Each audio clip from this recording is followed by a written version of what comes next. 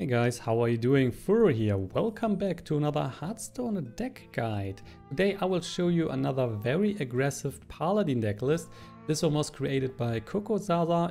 It's an Asian player and he reached the top 1 legend spot on the Asian server with the deck. So a very good one, a deck that can achieve a high win rate on the ladder, plus the games are not taking too long.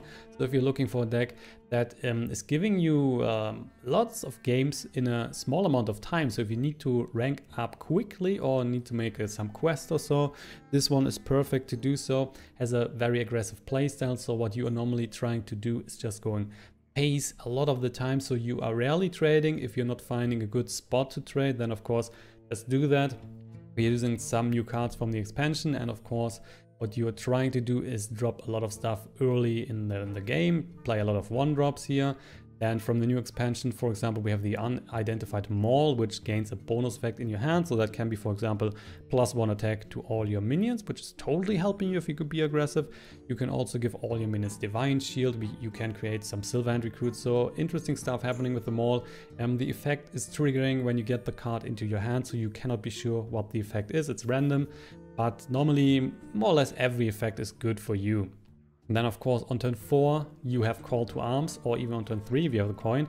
That is one hell of a powerful card. You recruit 3 minions that cost 2 or less from your deck, and because the minions that you will create from the deck or that you recruit from the deck are all very aggressive, very powerful, it's helping you tremendously. Let's just assume you have the Knife Juggler on turn 2 out, he can survive, you have the coin, play that into Call to Arms.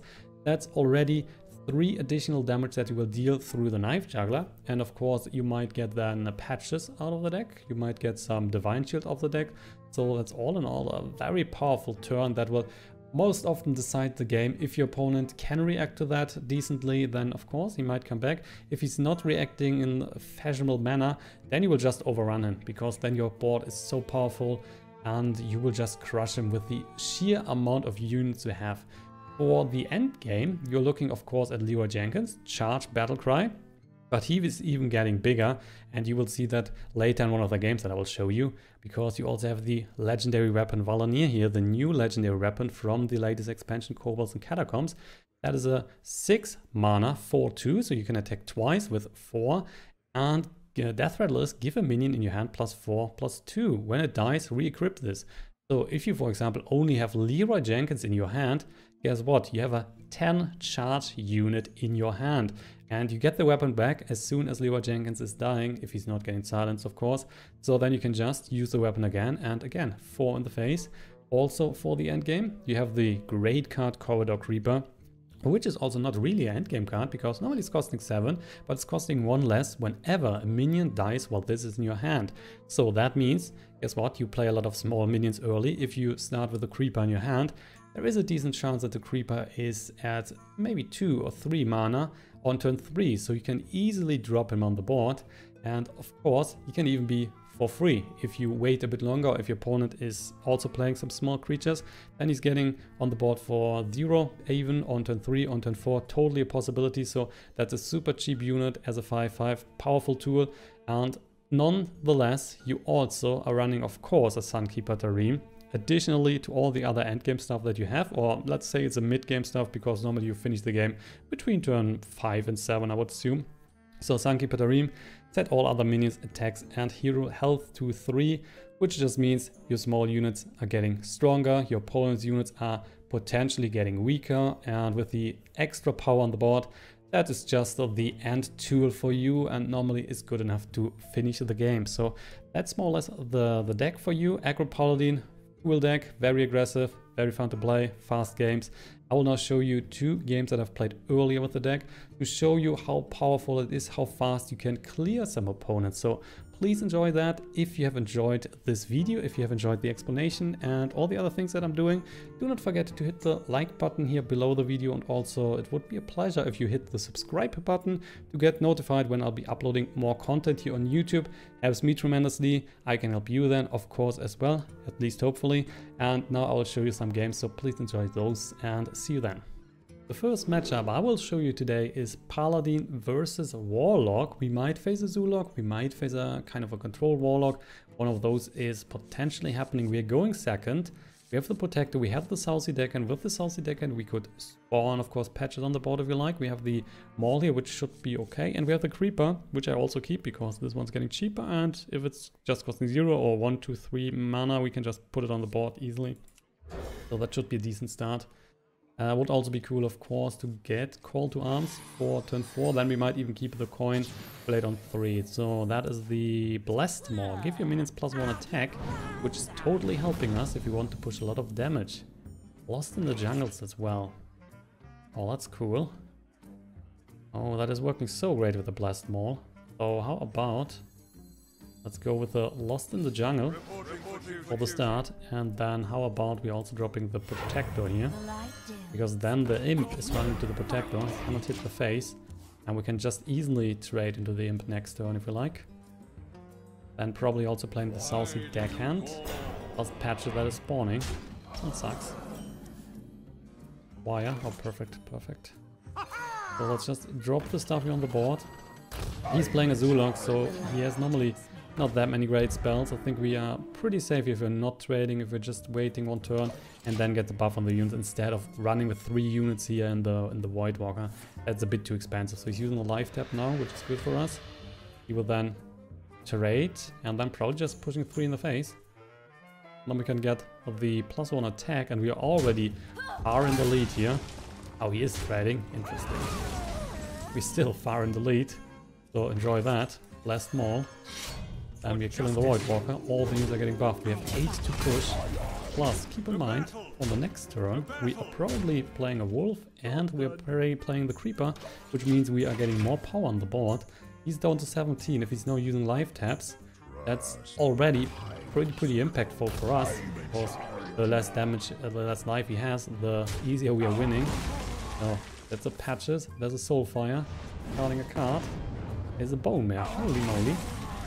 And now the Creeper is costing 0. Isn't that great? Yes, it is. So here we go. We might even kill the Captain, to be honest. We have a Divine Shield unit, so why not just do that? The rest is sitting phase, the weapon is sitting phase. We will then drop Squire here, and we're going for the Creeper on the right side. Dropping the Divine Shield unit here, because then if we need to trade, the unit is still surviving. He's down to 12 life. We have such a powerful board that he might just concede at this point. He's finding a despicable Dreadlord, stealing 1 point to every unit. We still have 10 on the board, so what are we doing? We're just hitting face. It doesn't matter. We will then kill those 2 units if he's not trading to the Creeper. Plus we have the Divine here, so let's draw a few more cards. Southsea Deckhand. And yeah, there's a weapon, Knife Juggler. That's all in all pretty good. So here we go. Face, he's down to 2, he cannot use the life tab anymore. We are also dropping another Sylvan Recruit on the next turn. With the weapon we are just winning. Otherwise we can also play Knife Juggler and Southsea Deckhand and Sylvan Recruit, which might also give us a victory. For the Imp, what are you dropping with the Imp? A Doomguard, which would kill everything here. But guess what? We have enough damage in hand, so it doesn't really matter. Well, this one's not dealing 1 to everything. Boom, everything is down. What? I will see. Weapon and 4 on the face. GG, Zulok. We crushed you. So, alright, second matchup, Paladin versus Priest. A legendary weapon, let's drop that. Creeper is good. Fall to Arms is of course very good. We have the coin, we can play that on turn 3. Is working great in combination with the Creeper. So a lot of units on the board then, Creeper is getting cheaper, perfect. And the Squire has a 1-drop, that sounds amazing, so let's keep that. If we're not getting a 2-drop, we are of course just playing the Silverhand Recruit here, that is fine. Getting Leeroy Jenkins. And let's go then for the Squire. Railing Blade. Railing Blade is also good. But of course I want to keep the coin. Totally want to go on Call to Arms instead of coining into the Railing Blade. So nothing for you. Sunkeeper Tarim. It's just getting better. So Silverhand Recruit spawning on the board. Call to Arms still the hottest play on turn 3. Especially if we get 1 or 2 more Divine units on the board and then the Railing Blade is getting even more power. He's just healing back. That just looks like a very controlly deck. Coining now into Call to Arms. Getting... oh yeah, we got Patches. We got another Divine Shield unit on the board. So that's 3 in the face. On the next turn, if we, for example, use the Railing Blade, we would buff 2 units. That's then an additional 2 damage that we can push. Plus the Railing Blade is 3. That's a lot. Holy moly. Wow. Have you seen that? That was good. He cleared the whole lane. Shadowed Horror. Coming at the right time. So the double creepers are spawning here. Shadow Visions. So what are you picking? Maybe 5 damage killer. Shadowed Death. Unexpected. Well done. Divine. Yeah, that's coming in handy later in the game. We're not dropping the Knife Juggler. Going for Silver Antidote. 6 in the face. And ending. Next turn. Sunkeeper Tarim. Maybe, maybe not. He could now play the Dragonfire Potion, which is clearing everything. It is just another Shadow of Death. Well, maybe healing. Healing is coming. Great. I mean, not so great for us, but great for him. And this weapon, I like it a lot. So here we go. Hit the face. And you know what? We want the buff on the Leeroy Jenkins. So if the weapon is going down, we get a buff on a unit in our hand, and Leeroy Jenkins would be 10 damage in the face from the hand. Holy Nova. Holy shit. And healing, so back to 20. Weapons, of course, just hitting him. Currently sitting at 6 cards. And to make it so that our chance is really higher for the Leeroy Jenkins, could play now the Protector. And we could also play the Sunkeeper Tarim, which is just buffing 1 unit. But then we totally get the buff on Leeroy Jenkins. And I like the buff on Leeroy Jenkins. So I think we're just doing that. Yeah, let's do that. So we're pushing 4 in the face. He's down to 16. We have 6 on the board. We have 10 in hand that can go charge face. That's pretty powerful, I would assume. And of course, he's now interested in clearing a bit. He's going free from Ember. Wow, that is greedy. Is he getting... Oh, he's getting the charge one. That is helping him. Kinda. Silver Hand Recruits. So, how much is that? That's still 16. So, here we go. Plus, of course, we can buff a bit. There are Leeroy Jenkins coming for 10. That is 10. That is 4. And that is 3. We are crushing the priest. I was going super greedy here with the Creeper member. Would have picked probably something more defensive. But still, the outcome was good for us. Probably in the case of the priest, playing a bit more defensive, picking up something that was healing him or so, or healing him with the hero power instead of playing a free from Ember, might have been more useful. I mean, you cannot expect to see Leeroy Jenkins for 10 in the face, but that is possible through the new legendary weapon, so a really powerful blow. I hope you liked the deck. I had tons of fun with it so far, also a very positive win rate, I guess. I played 6 or 7 games with the deck and won 5 or 6, so definitely the positive win rate and a pretty good win rate so far with the games that I've played. If you have enjoyed the video, if you have enjoyed the deck, please do not forget to hit the like button below the video. Do that now and give me feedback in the comment section.